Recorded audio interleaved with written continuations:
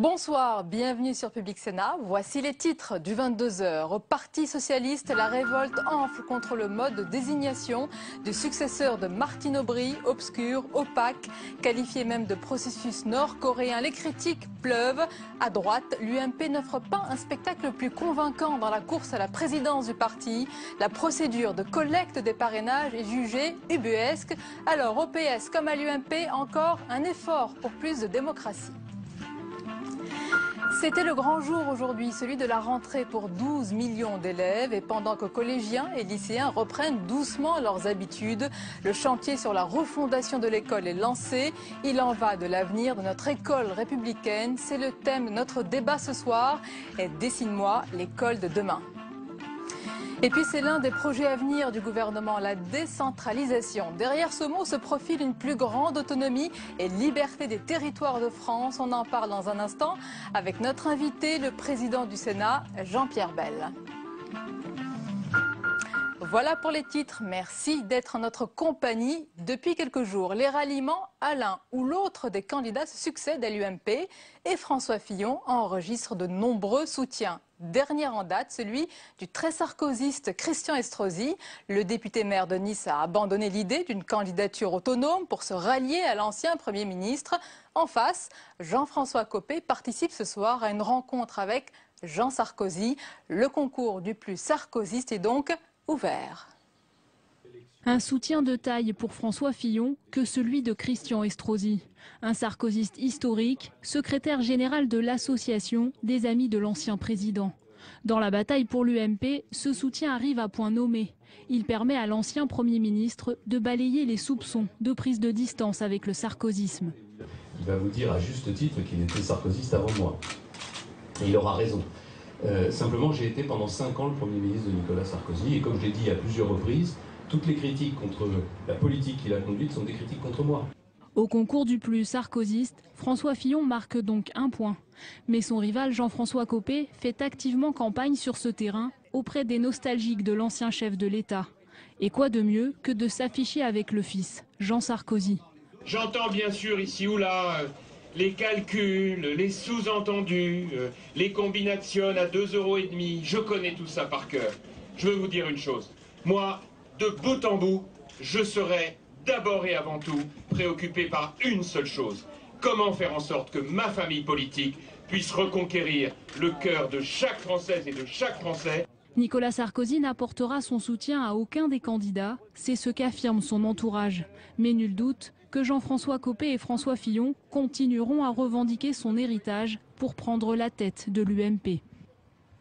Voilà pour ce sujet de Sandra Cerqueira. Et sur ce même thème, Bernard Accoyer demande l'assouplissement des règles permettant de concourir à la présidence de l'UMP. L'ancien président de l'Assemblée nationale estime, dans une interview à paraître demain dans Le Parisien, qu'il faut sortir du duel Fillon-Copé. Il demande d'urgence une réunion extraordinaire du bureau politique de l'UMP.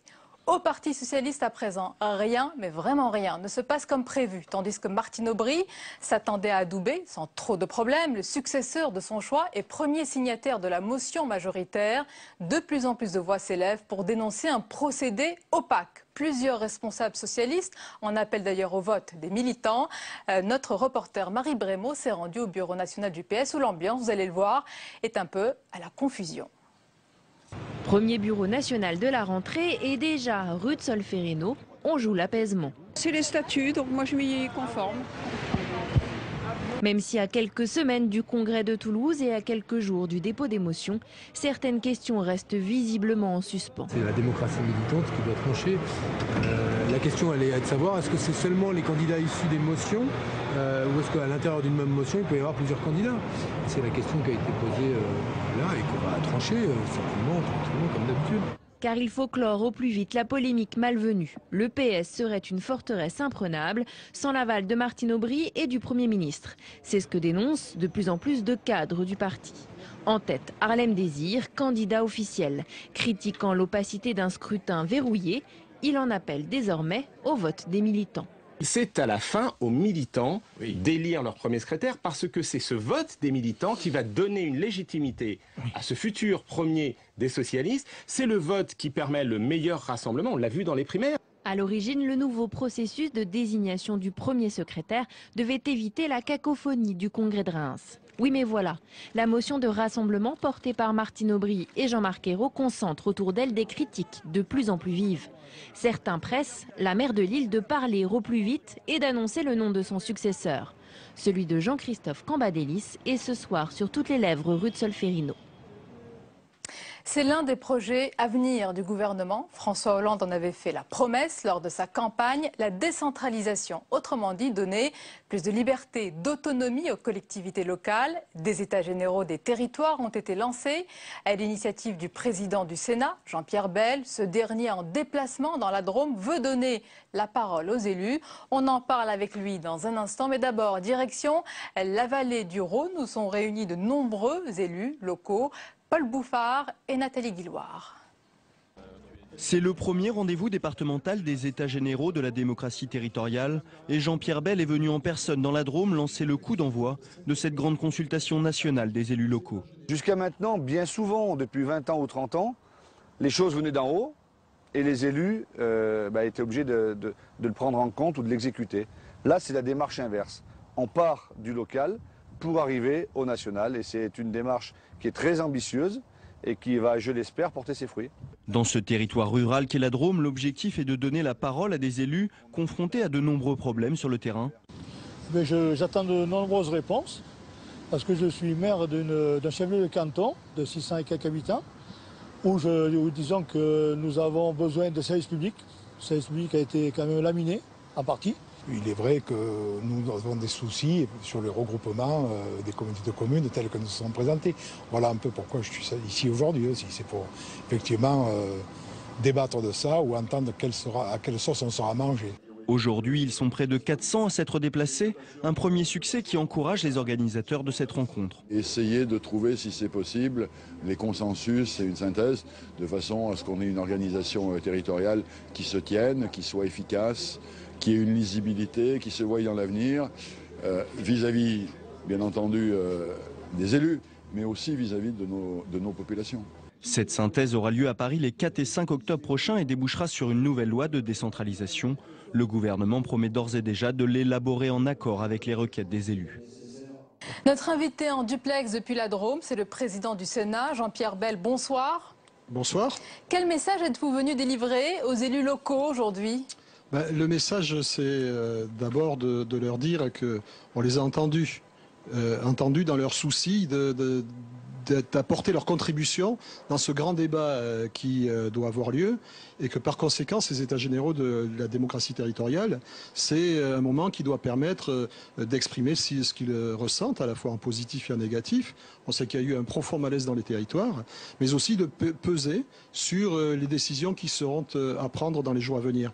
Vous savez, le gouvernement, il l'a dit, présentera un texte de loi fin 2012 sur l'organisation des collectivités territoriales. C'est la raison pour laquelle les élus doivent être présents, se faire entendre et les sénateurs doivent parler fort et porter la voix des élus locaux. En organisant ces états généraux de la démocratie territoriale, en faisant qu'un questionnaire très large a réuni 20 000 réponses des participants, en ayant des rencontres dans tous les départements, en organisant des états généraux qui seront conclus avec la participation du Premier ministre, du Président de la République, de beaucoup de ministres, eh bien je crois que nous jouons notre rôle et le message que je leur ai porté, c'est allez-y et exprimez-vous, que la parole soit libre. Que vous disent en retour ces élus? Quelles sont leurs doléances, leurs requêtes? Vous savez, ils abordent beaucoup de sujets, mais ils le font avec le sens des responsabilités. Il y a 2 points particuliers que je reprendrai qui reviennent dans les échanges et dans les discussions. C'est d'abord qu'ils en ont assez de cette inflation législative, cette inflation de normes qui rend, avec des contraintes de plus en plus sévères, la gestion de leur collectivité toujours plus difficile. Et donc il faut avancer sur ce terrain-là sans démagogie démagogie, sans laisser non plus une totale déréglementation qu'ils ne souhaitent pas. Et puis aussi, les élus soulèvent le problème de leur autonomie et des moyens dont ils disposent. Donc le volet financier, notamment la capacité des collectivités à pouvoir investir pour l'avenir, est un sujet qui est apparu très fortement, notamment aujourd'hui aux rencontres départementales de la Drôme. Alors abordons à présent un sujet qui fâche en ce moment, notamment certains sénateurs, c'est la perspective d'une loi sur le non-cumul des mandats. François Rebsamen, patron du groupe PS au Sénat, y est hostile. Et vous ? Non, je crois que François Rebsamen a dit qu'il souhaitait une loi sur le non-cumul des mandats. Et la question qui s'est posée, c'est de savoir si certains sénateurs devaient se l'appliquer à eux-mêmes avant même que la loi ne soit votée. Moi, lorsque j'étais président du groupe, j'avais considéré que ce qui doit nous guider, c'est la loi républicaine. Et moi, je suis favorable à une loi de limitation du cumul des mandats, notamment dans la fonction de parlementaire et la fonction exécutive locale. Donc ça, c'est bien clair. Mais je crois qu'un projet de loi sera déposé rapidement par le gouvernement. Moi, je suis sur la position du Premier ministre Jean-Marc Ayrault, qui considère que c'est à partir de ce projet de loi que les choses doivent se faire. Mais Jean-Pierre Bel, comment allez-vous faire entendre raison à certains sénateurs qui ne veulent pas voir appliquer ce principe de non-cumul des mandats parce qu'ils jugent que c'est un désarmement unilatéral ? Écoutez, je pense que certains d'entre eux ont pris des engagements, donc je pense qu'il faut tenir les engagements. Pour le reste, j'ai entendu le Premier ministre qui considérait que la loi d'interdiction du cumul des mandats qu'il serait proposée, et là aussi c'est pas un sujet tabou, il faut aussi laisser les gens s'exprimer, c'est pas scandaleux d'entendre des gens participer à un débat sur cette question, devrait s'appliquer au prochain renouvellement, par exemple pour les maires au renouvellement de 2014. Autre sujet, c'est l'ancien président du Sénat, Gérard Larcher, qui critique vivement votre présidence, qualifiant le Sénat de maison du silence. Vraiment, c'est la belle endormie, la Haute Assemblée ? Vous savez, j'ai fait en sorte, j'ai beaucoup de respect pour mon prédécesseur, de faire en sorte que les relations soient les plus cordiales possibles et que nous puissions assister, c'est déjà fait, à une transition républicaine qui soit à la hauteur de ce que les gens attendent de nous. Donc, je ne suis pas pour les excès de langage. J'étais un peu surpris de la déclaration de mon collègue Gérard Larcher. Simplement, je trouve un peu étonnant pour ceux qui ont confisqué la parole des élus locaux, puisque les élus locaux, lors de la réforme territoriale, qui a été votée contre l'avis de ceux-ci, et on a bien vu d'ailleurs que ça avait eu un certain impact sur l'élection sénatoriale, qui aujourd'hui s'exprime ainsi. Je crois qu'il ne faut pas parler pour faire du bruit. Il ne faut pas parler pour le plaisir de parler. Il faut d'abord donner la parole, laisser parler les élus locaux qui ont souhaité le faire. C'est ce que nous faisons au travers des États généraux. Les laisser parler, les écouter, et puis ensuite s'exprimer et prendre les décisions. Alors à chacun sa méthode. Moi, je pense qu'il est bon de parler lorsque le moment est venu. Et cette manière de faire et donc d'organiser ces États généraux de la démocratie territoriale qui sont une première, qui n'ont jamais eu lieu sous cette forme, avec un questionnaire qui a permis à 20 000 élus de répondre, pour moi c'est le contraire du silence. C'est la liberté d'expression, et c'est l'expression, alors c'est l'expression presque citoyenne, en tout cas c'est l'expression de la grande masse des élus locaux qui peuvent ainsi parler, s'exprimer, et nous, les parlementaires, nous les sénateurs, et moi le président du Sénat, le moment viendra, après les avoir écoutés, de dire ce que nous pensons et vers quelle voie nous voulons les amener. Pour finir, Jean-Pierre Bel, la rentrée s'effectue sur fond de mauvais sondages en baisse. Le gouvernement est pressé de toutes parts d'agir, d'accélérer les réformes. Est-ce qu'il faut changer de stratégie, de méthode ? Non, moi je crois que le temps utile a été un temps extrêmement réduit. Le gouvernement a pris un certain nombre de décisions, a fait voter des textes qui étaient des textes tout à fait importants. Vous avez vu qu'il a décidé d'anticiper la rentrée parlementaire pour nous permettre d'agir sur des sujets aussi importants que le logement, et notamment le logement social. Vous savez que ce sera le texte qui arrivera la semaine prochaine au Sénat. Dans le même temps, la question de l'emploi est posée, donc les contrats de génération, les contrats d'avenir, tout ce qui sera de nature à enrayer cette situation extrêmement difficile et douloureuse dans laquelle nous nous trouvons. 3 millions de chômeurs, c'est contre cela que nous nous battons. Dès la semaine prochaine, l'Assemblée aura à discuter, à voter des textes qui produiront des effets, car cela permettra de créer des dizaines et des centaines de milliers d'emplois. C'est tout de même ce que les gens attendent de nous. Non, je crois que l'on doit ne pas se laisser bousculer, on doit s'adapter au temps, on ne doit pas perdre de temps, mais en même temps, personne n'attendait à ce que François Hollande et ce gouvernement fassent la révolution et résolvent tous les problèmes en 40 jours, puisque c'est en fait 40 jours utiles dont il a disposé. Et donc le changement, c'est plutôt sur 5 ans. Merci beaucoup Jean-Pierre Bel d'avoir répondu à nos questions. Merci à vous.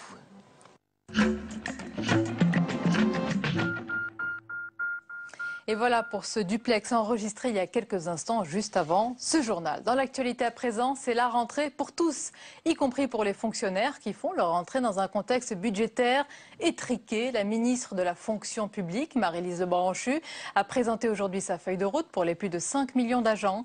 Elle a annoncé une discussion avec les syndicats début octobre sur les carrières et les rémunérations des fonctionnaires. Mais les syndicats sont restés sur leur faim. Les syndicats, justement, qui s'attendent à une semaine cruciale et à une rentrée plus généralement à haut risque marquée par les plans sociaux. Les cas du volailler doux, de PSA et d'autres promettent de mettre les organisations syndicales sous pression. Fabrice Cunet.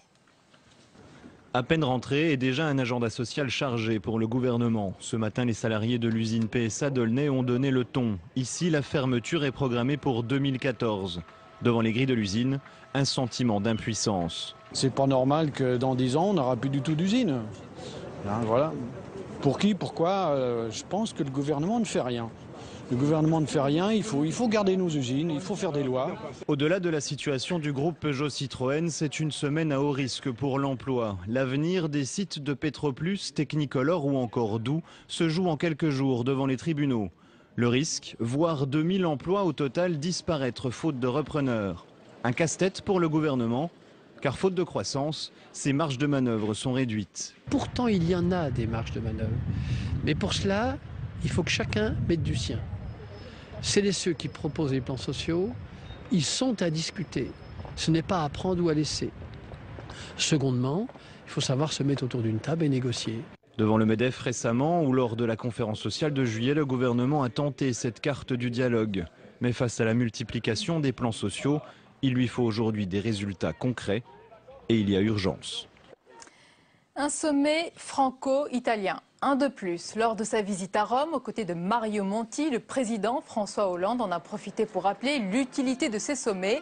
Et cela ne va pas s'arrêter puisque c'est une semaine décisive pour la zone euro au cours de laquelle de multiples entrevues sont prévues. On en parle avec notre chroniqueur Jean-Louis Gombaud. Bonsoir Jean-Louis. Bonsoir Sonia. En quoi cette semaine, Jean-Louis, est-elle plus décisive que d'autres semaines passées où l'on parlait déjà de semaine cruciale? Alors c'est une semaine cruciale qui sera suivie par une autre. Ça va durer au moins 15 jours.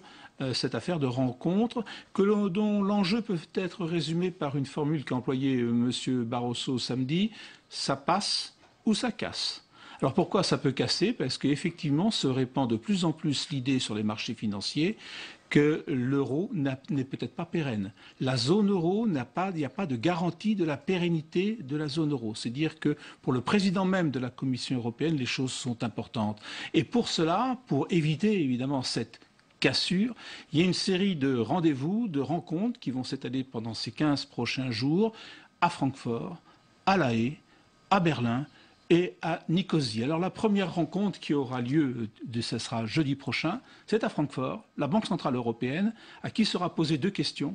Acceptez-vous de baisser les taux d'intérêt? Cette question, je dirais, elle est subsidiaire parce que la crise est beaucoup plus globale.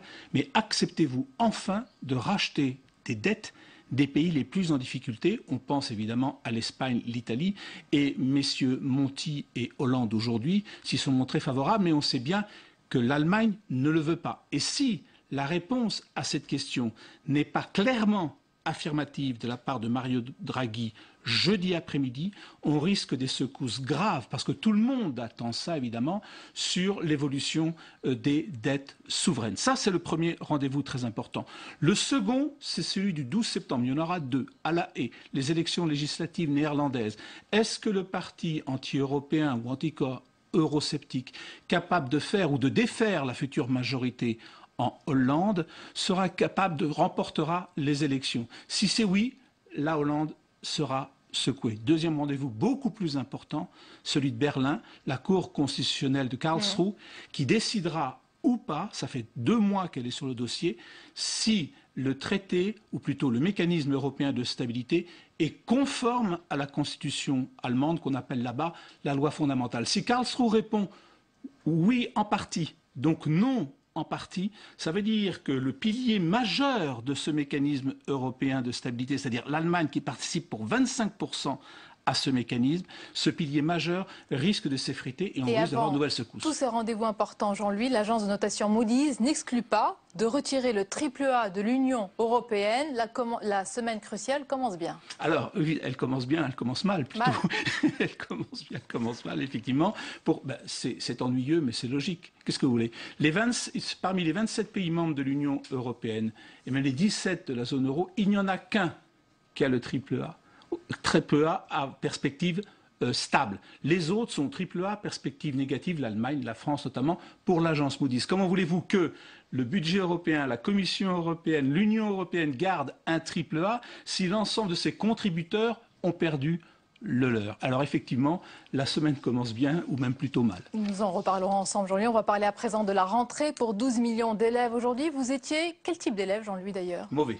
Croyez? Très très mauvais, chahuteur. Ah, assis au fond, à côté du radiateur? C'était vous? Bon. En tous les cas, certains reprennent le chemin de l'école aujourd'hui avec la boule au ventre, d'autres beaucoup plus à l'aise. Ils sont heureux de retrouver leurs camarades. Et d'une manière générale, la rentrée s'est plutôt bien passée selon le ministre de l'Éducation, Vincent Peillon. On voit tout cela avec Jérôme Rabier qui s'est rendu dans le lycée Paul Bert dans les Lilas. Dans ce lycée de Seine-Saint-Denis, aux portes de Paris, ils sont 3 professeurs néophytes à faire leur première rentrée.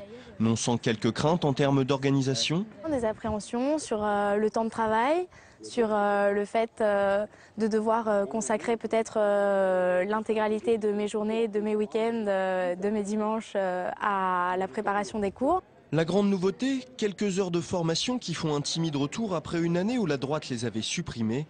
Une mesure transitoire avant qu'un vrai dispositif soit mis en place l'année prochaine. On sort la semaine dernière de 3 jours de formation. Donc on a un aperçu et c'est assez bien fait, c'est assez pratique. En fait, on a une journée de formation par semaine à peu près, c'est un peu moins que ça, pour confronter surtout nos expériences de classe avec des formateurs qui vont pouvoir nous aider à réagir face à des situations qui peuvent être parfois difficiles. Pour les aider, des professeurs expérimentés sont aussi à leur côté. Ce que je fais, c'est qu'ils s'installent le premier jour, je leur donne le plan de la classe vierge et ils mettent leur nom. Ouais. Et je leur dis maintenant vous restez là. Et ça évite aussi, dernier point, la cohue à l'entrée en classe pour tous ceux qui veulent être au fond. En réalité, ils ont une charge de travail qui est plus importante qu'un professeur titulaire puisqu'ils ont quasiment un temps plein avec une décharge plus une journée de formation entière dans la semaine. Donc en nombre d'heures, ils ont plus d'heures de travail que nous. Cette rentrée, c'est la première depuis l'élection de François Hollande qui a fait de la jeunesse et de l'éducation sa priorité. Un contexte plus favorable, même si ces néo-professeurs attendent de voir des actes concrets. En ce qui me concerne, ça ne change pas grand-chose. Bon, cela dit, c'est quand même agréable de se dire que la priorité du président de la République française, c'est la jeunesse, c'est le domaine dans lequel je travaille. C'est sûr que c'est important. Après, il faut voir si concrètement les solutions se mettent en place et si les conditions du métier de prof et les conditions en général dans l'éducation nationale évoluent aussi. Des attentes, des craintes et des espoirs, voilà les sentiments de leur rentrée. C'est désormais au regard des élèves qu'ils vont devoir se confronter toute l'année. L'école est au cœur du redressement de la France. C'est une priorité pour le gouvernement, même si les changements importants sont à venir à l'occasion d'une future loi. Des ajustements ont d'ores et déjà vu le jour. Dans quel climat s'est déroulée cette rentrée? Que faut-il garder, changer? C'est le thème de notre débat avec de nombreux invités ce soir. Je vous les présente avec plaisir. Camille Bedin, bonsoir. Bonsoir. Bienvenue à vous. Vous êtes secrétaire national UMP en charge de l'égalité des chances. Je présente votre livre « Pourquoi les banlieues sont de droite » chez Plomb. Avec nous également Françoise Carton, bonsoir. Vous êtes sénatrice socialiste, auteur d'un rapport remarqué sur la carte scolaire. Avec nous également Jean-Jacques Azan, bonsoir. Président de la FCPE, c'est l'une des 2 plus grandes associations de parents d'élèves de France. Avec nous également Daniel Robin, bonsoir. Co-secrétaire général du syndicat SNES-FSU, c'est le premier syndicat d'enseignants du secondaire. Je voulais commencer, messieurs, dames, par un tour de table. Comment s'est passée cette rentrée selon vous? Dans quel climat? Françoise Carton. Eh bien, moi, je dirais que cette rentrée s'est passée dans un climat apaisé par rapport aux années précédentes où, vous savez, pendant 5 ans, chaque année a apporté son lot massif de suppression de postes.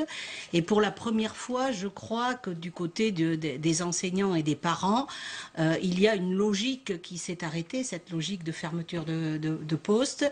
Et donc, même si, comme vous l'avez dit, il n'y a pas eu de changement massif, il y a eu au moins un coup d'arrêt à cette politique qui était menée de suppression de postes massifs, 80 000 postes en 5 ans, qui donc redonne quand même un espoir, parce que derrière, c'est le signe, comme vous l'avez dit, que l'éducation devient une priorité pour ce gouvernement. Camille Bedin, le ministre Vincent Peillon a dit que cette rentrée s'était plutôt bien passée, malgré, je cite, l'héritage laissé par le précédent gouvernement.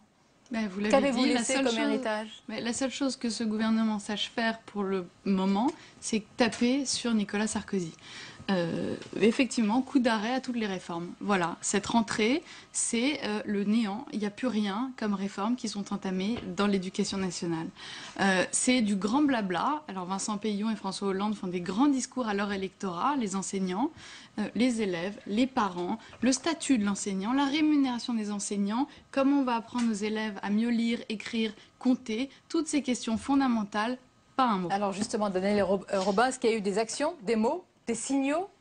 Vous les attendiez? Il y a des signaux qui sont indiscutables et en même temps la rentrée reste marquée, personne ne m'en voudra de le rappeler, par le budget 2012 du précédent gouvernement avec les milliers de suppressions d'emplois qui font avec. Autrement dit, cette rentrée, c'est quand même encore une rentrée Châtel pour l'essentiel des conditions de rentrée.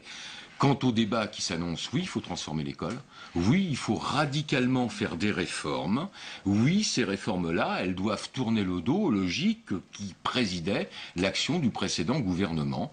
On parlait avec ironie un instant de la rémunération des enseignants. Je me souviens que le précédent ministre citait en exemple la Finlande, dont il faisait l'exemple typique. Je rappelle quand même qu'en Finlande, la rémunération des enseignants est 30% supérieure à celle qui existe en France aujourd'hui. Donc là aussi, dans ce domaine, il faut inverser la vapeur. Jean-Jacques Azan, et je vous laisserai répondre, Camille Bedin. Oui, je pense que le sentiment général, c'est qu'il y a des difficultés sur le terrain, mais que c'est la dernière rentrée qu'on fait. Il y en a toujours eu, mais c'est la dernière rentrée où on va payer l'addition. C'est la dernière rentrée où on fera payer la note à l'école, parce que la note a été salée. La note, c'est 80 000 postes en quelques années. Donc, bien évidemment, ça a dégradé des conditions, ça a fusionné des écoles, ça a disloqué des réseaux, ça a détruit en partie des réseaux d'aide spécialisés aux enfants en difficulté. Donc, ce qui était prôné dans les mots par le ministère a été disloqué dans les faits. Alors, il n'y a pas que ça dans la vie, hein, c'est certain. D'ailleurs, les 1000 postes ont permis quand même d'éviter 1000 catastrophes. Directement 1000 catastrophes. Les cas les plus criants et les cas les plus dangereux pour la reconstruction d'après.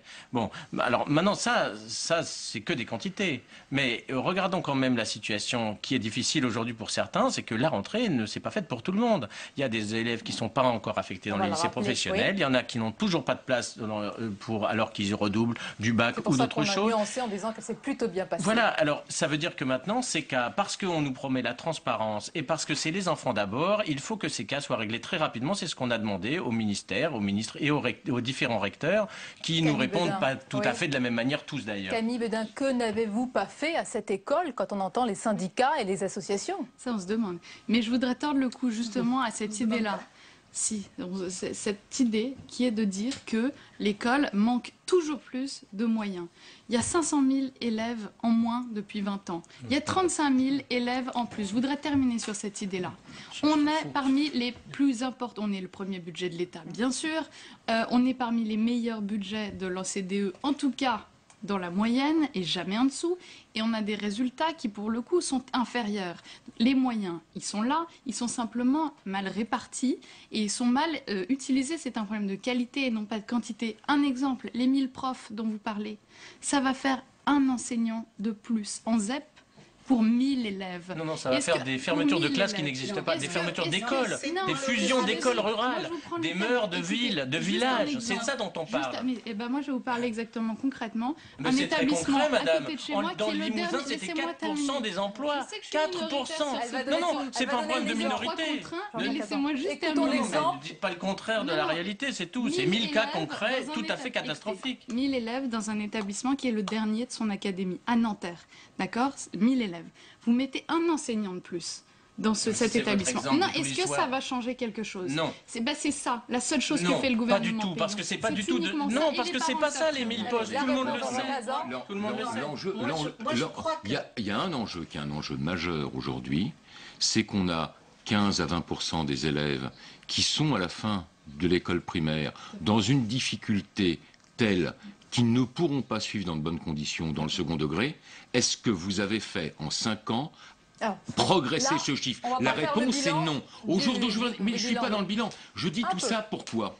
Parce que je dis que s'il y a une priorité absolue, que ne permettait pas l'enveloppe budgétaire que l'on a subie ces 5 dernières années, c'est de donner des moyens massifs, percutants, dans les secteurs les plus en difficulté au niveau scolaire pour aider les élèves en difficulté, parce que l'enjeu majeur aujourd'hui, ça va être de réduire ces 15 à 20% d'élèves qui sortent de CM2 sans avoir la possibilité et l'espoir de pouvoir poursuivre leurs études. Cela, il va falloir créer les moyens de les faire réussir. Et on ne me racontera pas qu'en travaillant avec 25, 26, 30 élèves dans une classe, on travaille pareil que quand on en a 24 ou que quand on en a 20. Tout ça, c'est du théorique. La réalité du vécu dans une classe, c'est la capacité d'individualiser son enseignement, d'aider individuellement les élèves. Et ça demande un nombre de profs en augmentation. Personne ne peut contester. Non, moi, je crois que votre approche, elle est typiquement l'approche de Luc Châtel pendant des années, c'est-à-dire c'est une approche chiffrée. À chaque fois, on a eu comme cela des chiffres, des règles de 3 qui ne correspondaient en rien à la problématique du terrain. Et sans faire le procès des années, il y a quelque chose qui est quand même énorme, c'est que tous les chiffres le donnent. Il y a 10 ans, il y avait 37% d'enfants qui fréquentaient l'école maternelle entre 2 et 3 ans. Aujourd'hui, il n'y en a plus que 10%. Donc vous dites qu'il y a moins d'élèves. Bien évidemment, il y a moins d'élèves. C'est pas dégradé sous la droite. Expliquez-nous. On dirait que pour 10 ans, c'est pas depuis 30 ans que l'école va mal. Non, il y a 10 ans, prenez le chiffre, 37% d'enfants de 3 ans étaient scolarisés à l'école maternelle. Aujourd'hui, 10%. Donc là, c'est objectif. Peut-être 10%. Oui. Et je vais vous dire, en Seine-Saint-Denis, là où c'est le plus criant, parce qu'il peut y avoir un débat sur la scolarisation des jeunes enfants, mais là où il faut qu'ils apprennent la langue, pour apprendre la langue et pour après apprendre à lire, 2%. Donc là c'est pas des chiffres. Camille Beudin, ces chiffres, ils sont têtus. Voilà. Non mais on mélange tout. Je voudrais juste répondre. Le premier point, c'est quand même hallucinant de penser que c'est nous qui parlons de chiffres alors que vous ne faites que parler de moyens. Jamais des élèves, jamais des parents. Deuxième chose, vous dites mettre plus de profs, ça réglerait le problème. Je rappelle une chose que personne ne rappelle, c'est qu'entre 97 et 2002, Lionel Jospin a ajouté 50 000 profs. C'est pendant cette période que les résultats ont commencé à se dégrader. Et bien sûr que si. Et la dernière chose, c'est que là où je vous rejoins totalement, c'est qu'il faut individualiser la pédagogie et faire en sorte que chaque enfant puisse apprendre mieux. Et mieux à lire, mieux à écrire, mieux à vous êtes d'accord.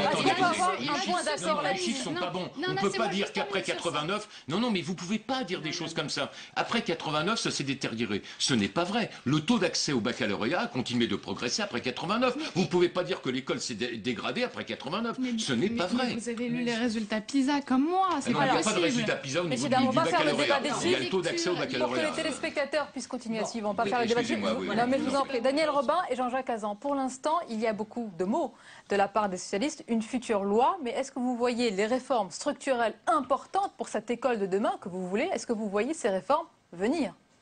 Voir ces réformes venir, d'abord, on a demandé à ce qu'il y ait une loi d'orientation et de programmation. On a été entendu par le président de la République. On avait interpellé, nous, tous les candidats à l'élection présidentielle le 17 mars. On nous a répondu, d'ailleurs quasiment tous nous ont dit oui. Bon, tous n'auraient peut-être pas mis la même chose dans la loi.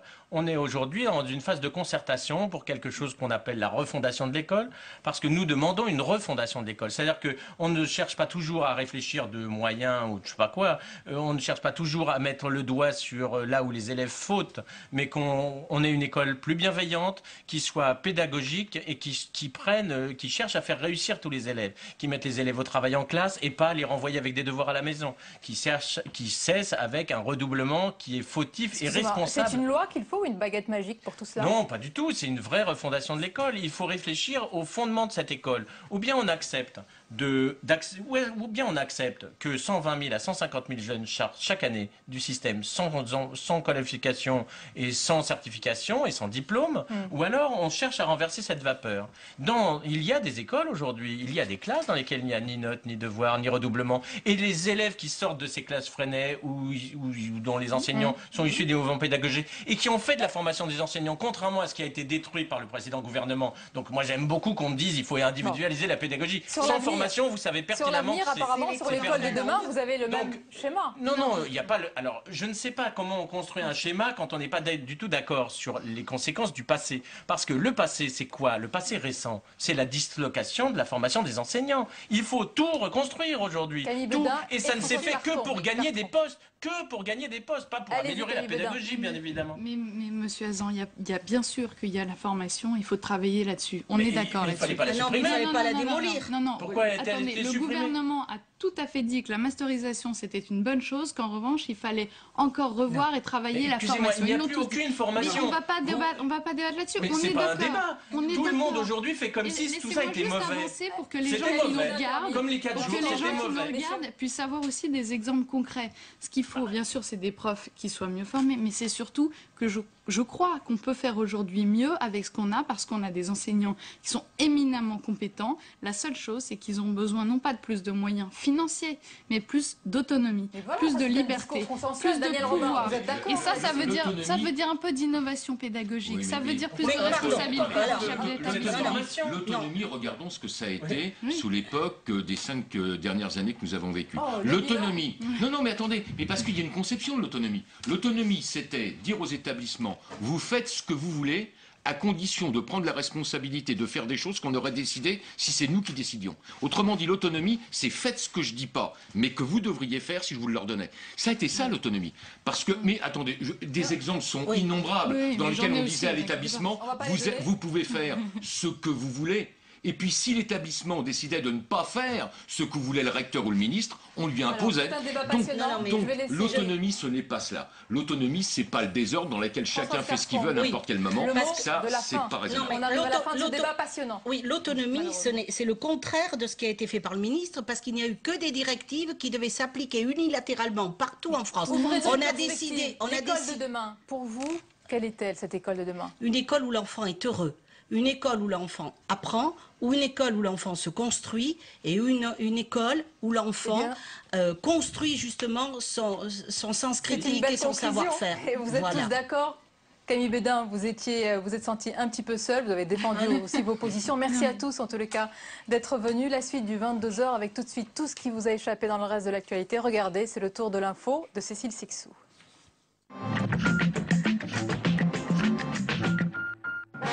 Dans la ville de Charlotte, en Caroline du Nord, l'ambiance est à la fête. C'est ici que débute ce soir la convention démocrate où Barack Obama officialise sa candidature, une semaine après Mitt Romney, le républicain. L'enjeu étant pour l'actuel président américain de mobiliser ses électeurs, et notamment les minorités américaines. Pour séduire, c'est sa femme Michelle, très populaire, qui devrait ouvrir le bal ce soir. Des stars et grandes figures du parti se succéderont également à la tribune pendant 3 jours. Dans le collimateur de Bruxelles, Gazprom, ce soir, la Commission européenne a ouvert une enquête contre le géant gazier russe. Elle le soupçonne non seulement d'avoir faussé la concurrence, c'est-à-dire d'avoir empêché ses clients de diversifier leurs sources d'approvisionnement en gaz, mais également d'avoir manipulé les prix en les ajustant à ceux du pétrole. Dans l'œil de Willem de Libération, pas grand-chose qui bouge. Ah si, François Hollande, le président, et Jean-Marc Ayrault, le Premier ministre, justement taxés d'immobilisme pendant les vacances, mais qui, semble-t-il, ont bien l'intention de réagir. François Hollande, Valérie Trierweiler et Ségolène Royal, très présents dans les bacs en cette rentrée littéraire, avec au moins 3 livres sur le feuilleton romantico-politique du sommet de l'État. Dans les librairies, on estime que l'épisode littéraire ne fait que commencer. La polémique du tweet, les rivalités, les magazines, ça date d'avant l'été, tout le monde aura oublié avec les vacances.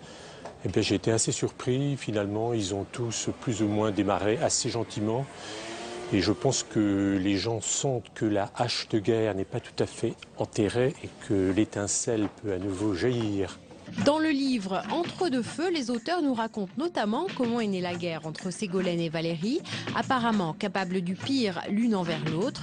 Autre ouvrage, La Favorite, où l'auteur décrypte les faits et gestes de la première dame depuis le 6 mai et s'adresse directement à elle, parfois de façon acide.